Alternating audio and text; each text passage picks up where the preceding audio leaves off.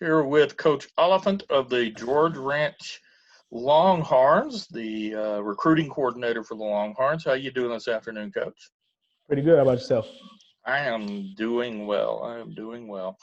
Um, a little bit of a strange situation here with all the COVID-19 stuff, but still, as the recruiting coordinator, activity still going on. Yeah, so everything is basically still, the same but different. We still get the same contact during the underclassmen evaluation period that started, what I think April 15th. So I think, everybody's pretty much doing it virtually. So we were still prepared as if we would have been if they would have started showing up to the school on April 15th. Um, as if we were getting ready for spring ball and they were getting ready to come out to start seeing who we had and start to figure out how they're going to come back to evaluate these kids during spring practice, because we were going to do spring practice, but of course they got shut down. But so it's basically business as usual. I don't think the traffic is heavy, just because they're kind of doing everything virtually. you know some schools who may not Zoom us or call us, they still send us an email and ask for a prospect sheet so that they can at least get some of the kids on the radar to evaluate them in the fall. So it's the same but a little different. Now, in your role as recruiting coordinator, you have a lot of contact back and forth with the coaches at the universities. Um, what is the number one thing they ask you about a specific kid? uh in general, before they get into specific position or whatnot, two of the most generic questions that we get are they a good kid and what do they look like academically? Because odds are they've already kind of seen the film or heard something about the kid, but they want to know from us is what kind of kid they are and how are they sitting, academically at that time. Okay, so So let's those are before we get into position specific stuff. um, had the question and it went away. So obviously, the grades are very important if they're not academically eligible for that university, and that's going to vary by level. They simply won't be able to play there. Um, but also the character, the work ethic, and all that kind of thing. So, but we've also heard the horror stories of they love the kid and then here comes something stupid social media wise. So, if you will, kind of go through some of the do's and don'ts for a kid when it comes to recruiting overall, but specifically social media. Okay, so the first thing I tell my kids, and it's not going to happen, the first thing I say is stay off of social media because it's the root of all evil. That's the first thing I say, because they're kids and they don't always make great decisions. And then what I go to is if you have social media, we say anything that's questionable, don't post it because it never leaves you. It's like a lifelong resume. So we say anything that you think is questionable, anything you have to ask if you had to ask someone if you should post it, we tell them not to post it. And we try to tell them to be as minimal as possible when it comes to posting things. We want you to only post things that are positive, that represent you and your family in a positive light. Um, I always tell my kids don't post anything where they're where that has any kind of alcohol or drug connotation. Don't post anything with any kind of drug connotation. Try to keep it basically, school, friends, family. If you can't do it at school, then don't post it on social media. Um, and don't retweet things. So, we always tell them, like Twitter, watch who you follow, watch who allow to follow you. Um, don't retweet things from somebody else, because if you retweet it, it's coming up on your feed and it's just like you tweeted it. So any kind of bad language, a lot of people put, it might not be a bad picture, but it might be some bad language, disrespectful language. So we say, don't post or retweet anything that's disrespectful when it comes to language. So we just always say anything that's not being preached in our program that deals with class character and accountability, do not post it on your social media, because a lot of NCAA, especially Division I NCAA schools, they have people watching Twitter to make sure that the guys that they're recruiting are carrying themselves with high character. So the first exposure a college recruiter is going to get is to your recommendations at the schools and the highlights. So let's talk about highlights a little bit. So I see a lot of kids highlights, and I'll see that left tackle make that pancake block, and then he'll show me the 80-yard run that the running back makes. When what's important to him is the pancake block, and he's just letting another 8 seconds of time go that he could be using to show more of what he can do. It's almost like, that first 30 seconds, you need to get the coach watching it to say, I want to see more. So what we say is usually for kids at my school, for their cut up or their highlights that they're going to use to get recruited by, I usually make that for them. So I'll tell them, throughout the year, you can tag your highlights, just tag highlights. And then you can make different cut ups if you want. You can make, halfway through the season 2019 or fire this 2020. You can do all of that. But the one that the recruiters are going to see, or the one that I'm going to pin to the top of their huddle page, is the one that I make. And I call them all the same thing. So what I do is, like you said, I go through and edit it. And I, of course, you spot shadow, that kid before the play starts. And once their highlight is done, that's when I cut it and move it on to the next one. So I never, you never want to show all the extra stuff for the 80-yard run with the lineman or whatnot. Spot shadow them before the play starts so they can find you. And then once your highlight is over, cut it so it goes to the next one. And of course, try to be strategic, put their best plays up front.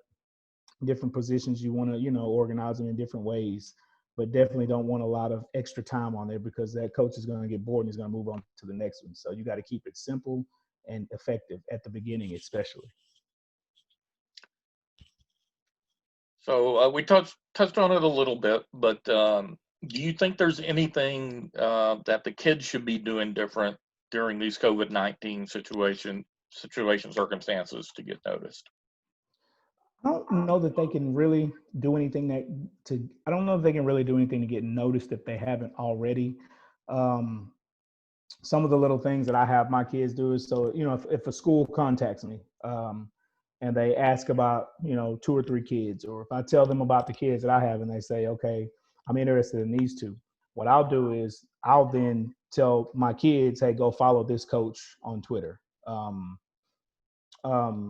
So because I'm not a firm believer in the kids randomly contacting coaches is going to be helpful. It might help, sometimes, but for the most part, those college coaches are going to lean more on the words of their high school coaches. So, and then if there's days when I'm just sitting around and I'm trying to send some film out to some certain coaches or schools that I haven't had contact with, if I just send some stuff out to that school or to that coach, even if I haven't gotten a response back from that school, I'll text my kid and say, hey, I just sent your film to this school, this is the position coach. I'll send them a screenshot of that guy's Twitter and I'll say, follow this guy on Twitter. And usually when that happens, that coach will follow them back. And that just kind of gets, our kids on their radar a little bit. Other than that, I just tell my kids, if schools are contacting you, make sure you're not ignoring their text messages, ignoring their phone calls, ignoring their DMs. Can't be sleeping till 2 o'clock in the afternoon because somebody might call you at 9 a.m. If you miss that call, he might not call you back, So I tell them always, if there's a kid who's recruitable at our school, we're telling them to always be ready to communicate. And we usually communicate this to the parent as well.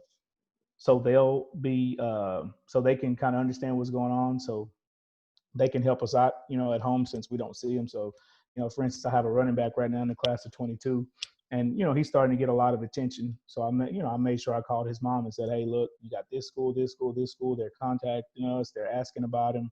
Want you to know as well. So now she's, at home making sure that she tells them, hey, has anybody contacted you? Have you returned phone calls? Have you returned DMs? Have you returned text messages? That way, we got somebody at the house, since we can't see them every day, who's kind of backing us up. And then the parent is educated on the process as well, because, they have to go through it with them just like we do.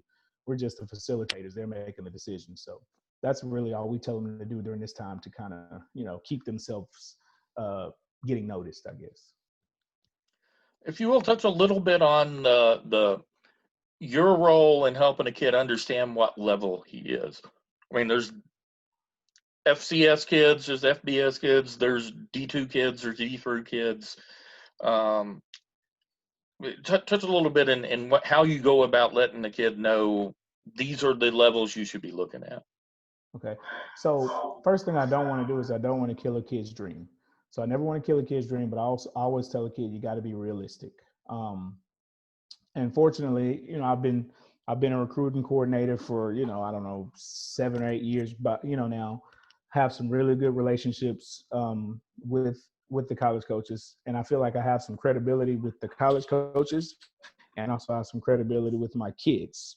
So what'll happen is, once I don't I don't I don't tell them where they stand. I kind of let their film do the talking. So for instance, when the season is over, we'll have a kid who's recruitable. Maybe it's after his junior year. And I'll tell a kid, look, after your sophomore year, after your junior year, if you had good years, shoot for the stars. If you want to go to some Division I camps, go to some Division I camps.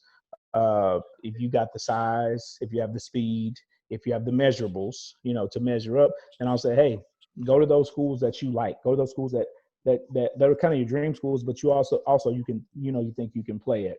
So, and I try to get the kid to get the evaluation as opposed to me telling them. So, you go to that camp, meet the coach, talk to the coach, shake his hand, see how you do at the camp. Um, we'll, if the coach is interested, we're going to talk to him. He's going to see your film. And basically, I compile some feedback from talking to the coach or, them going to the camp or whatnot. And based on that feedback, we kind of sit down and we say, okay, here are the schools that are interested in you. So odds are this is the level that your camps, nobody's interested. I showed every school my prospect list.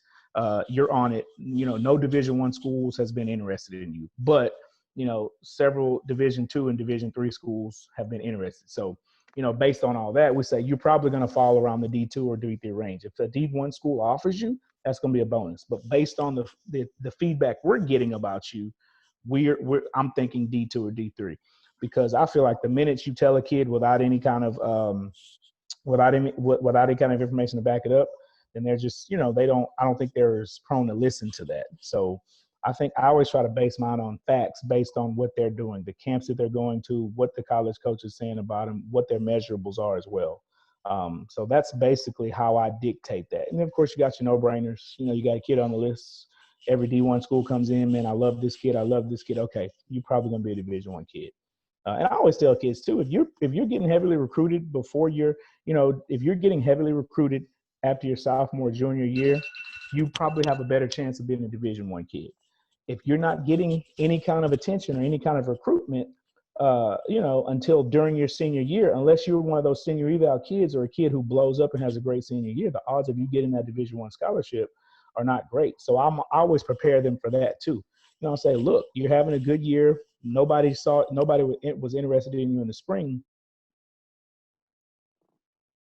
We need to be realistic and take, what comes to us. Or if you got a kid who just didn't have offers, but after his junior year, after the spring of his junior year, a lot